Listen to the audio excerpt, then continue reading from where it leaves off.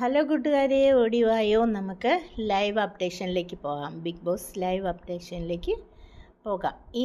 ഇന്നലെ ഒരു പ്രൊമോ കാണിച്ചു, ഇന്നത്തെ പ്രൊമോ കാണിച്ചു. ഇന്ന് രാവിലെ അവിടെ അത് തല്ലും വഴക്കും തുടങ്ങി. അതായത് നമ്മളെ ജിസയിലും നിവിനും കൂടി കാപ്പിപ്പൊടി ഒളിപ്പിച്ച് വെച്ച് കാപ്പി ഉണ്ടാക്കി കുടിക്കുന്നു.